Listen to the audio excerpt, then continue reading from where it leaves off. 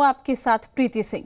Final round का countdown. जी हां, झारखंड की 3 सीटों के लिए कल वोटिंग होगी। संथाल परगना की इन 3 सीटों में दुमका, गोड्डा और राजमहल शामिल है। सुबह 7 बजे से शाम के 5 बजे तक वोटिंग होगी और आज तीनों सीटों के लिए मतदान कर्मी रवाना हुए हैं। देवघर के कुमेथा स्टेडियम में बनाए गए डिस्पैच सेंटर से मतदान कर्मी रवाना हो चुके हैं।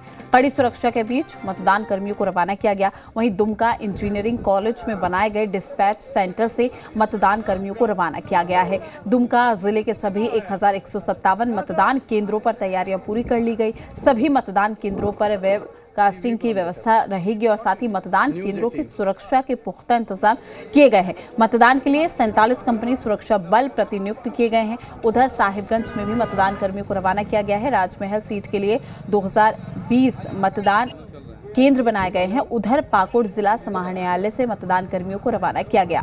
हालांकि सुबह से बारिश होने से कहीं ना कहीं मुश्किलें भी सामने आई। तो फाइनल राउंड कल है, पूरी है तैयारी और उसी तैयारी की तस्वीरें भी आपकी टेलीविजन स्क्रीन पर है। मतदान कर्मी रवाना हुए हैं। टीवी पर हम देखा। कल लोकसभा चुनाव का आखिरी चरण है। कल गोड्डा लोकसभा सीट के लिए वोट डाले जाएंगे। इस सीट पर बीजेपी के दिग्गज उम्मीदवार निशिकांत दुबे की साख दांव पर है। वहीं कांग्रेस से प्रदीप यादव चुनाव मैदान में है।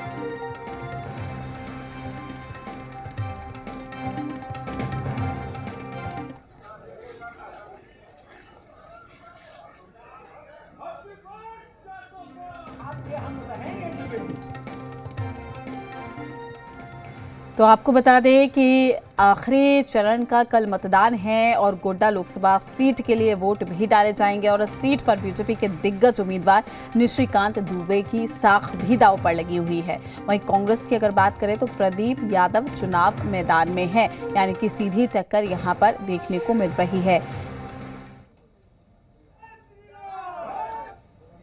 तो आपको बता दें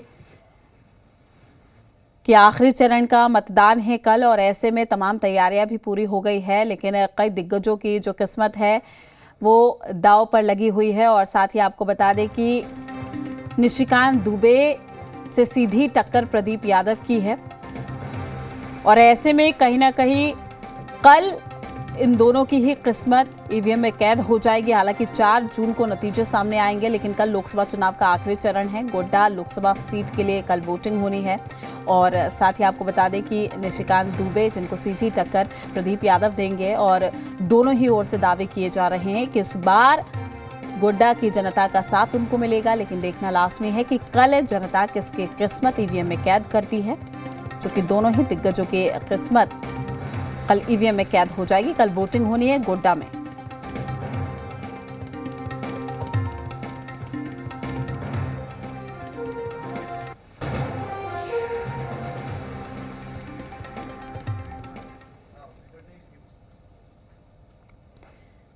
दुमका में भी कल ही मतदान होना है। यहां मतदान को लेकर पूरी तैयारी की गई। दुमका सीट से बीजेपी उम्मीदवार सीता सोरेन की जेएमएम के प्रत्याशी नलिन सोरेन से टक्कर है। आपको बता दें पिछले चुनाव में इस सीट पर बीजेपी की जीत हुई थी। तो कल अगर हम बात करें बीजेपी उम्मीदवार सीता सोरेन की साख भी दांव पर लगी हुई है, चूंकि सीता सोरेन ने हाल ही में बीजेपी का दामन थामा था और उनको ये सीट दी गई। तो ऐसे में दुमका सीट जिसे कि हॉट सीट कहा जाता है और ऐसे में इस सीट पर बीजेपी उम्मीदवार सीता सोरेन की जेएमएम के प्रत्याशी नलिन सोरेन से सीधी टक्कर है। लेकिन अगर हम बात करें पिछले चुनाव की तो इस सीट पर बीजेपी की जीत हुई थी, लेकिन इस बार क्या कुछ समीकरण बैठता है? क्या वाकई जनता को सीता सोरेन का साथ मिलता है या फिर नलिन सोरेन जो उनको सीधी टक्कर दे रहे हैं जनता का साथ उनको मिलता है? कि कल देखने वाली बात होगी, क्योंकि कल आखिरी चरण का मतदान होना है, लेकिन 4 जून को नतीजे सामने आएंगे।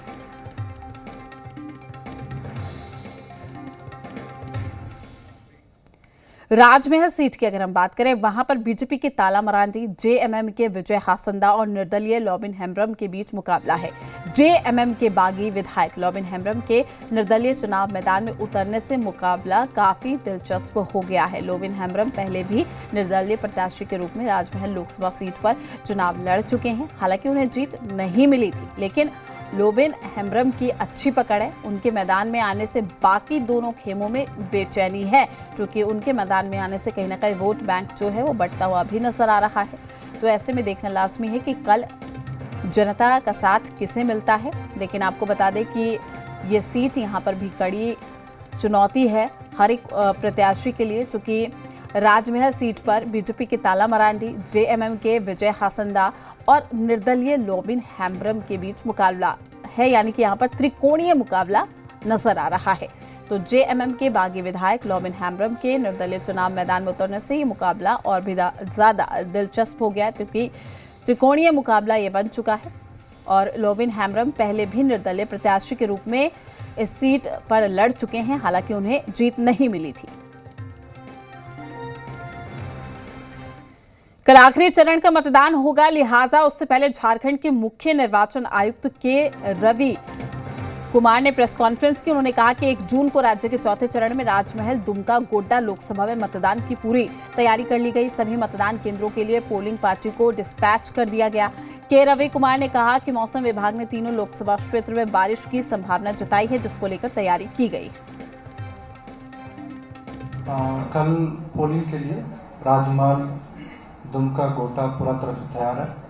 सभी पोलिंग पार्टी डिस्पैच हो गया, अपने बूथ के लिए जा रहा है अभी, और अनदर 1 घंटा में सभी पोलिंग पार्टी अपने बूथ पर चल जाएंगे। नहीं मतलब अपने क्लस्टर है वहाँ पर सब P-1 डिस्पैच था।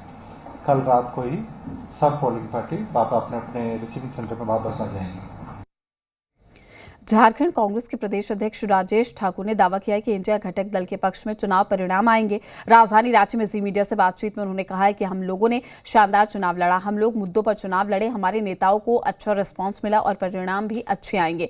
बीजेपी ने ध्यान भटकाने की कोशिश की है, पर बेरोजगारी, महंगाई जैसे मुद्दों पर जनता गंभीर दिखी। हमारे साथ बातचीत करने के लिए हैं झारखंड कांग्रेस के प्रदेश अध्यक्ष राजेश ठाकुर। राजेश जी, कैसा रहा ये चुनाव? किस तरह इस चुनाव को, अब खत्म हो गए चुनाव प्रचार भी, अब कैसा देख रहे हैं अब इस चुनाव को? देखिए, हम तो यही कह सकते हैं कि हमने शानदार, जानदार, ज़बरदस्त तरीके से लड़ाई लड़ी है और जो लोगों का मूड देखा है उनके मन में एक व्यथा है कि प्रधानमंत्री जी मुद्दों पर बात नहीं करते, चुनिंदों की बात करते हैं और जो बात कहनी चाहिए वो ना कह करके इधर उधर की बात करते हैं। लोग अपने लिए कंसर्न रहते हैं कि हमारे लिए क्या बात कर रहे हैं। वो चीज़ का अभाव रहा, उस चीज़ का आक्रोश भी जनमानस में था और जो जहाँ भी सभा करने का मौका मिला, हम लोग साधारण आदमी से कार्यकर्ता हैं, बावजूद एक जो जन सैलाब उमड़ रहा था, चाहे वो हमारे जो भी इंडिया गठबंधन के कोई भी नेता हों, जब भी जहाँ भी गए तो वहाँ ये कह सकते हैं कि एक अच्छा रिस्पांस पब्लिक का मिल रहा था। पब्लिक उनको सुन रही थी। हमारी नेता प्रियंका गांधी जी आई, मल्लिकार्जुन खड़गे जी आए, राहुल गांधी जी आए। सभी जगहों पे जो जनसमूह दिखाई दे रहा था और जिस तरह से रिस्पॉन्ड कर रहा था, हम ये कह सकते हैं कि चुनाव हम बेहतर तरीके से लड़े हैं। आप कैंपेन में थे, न सिर्फ झारखंड, बाकी जगहों पर गए हैं आप।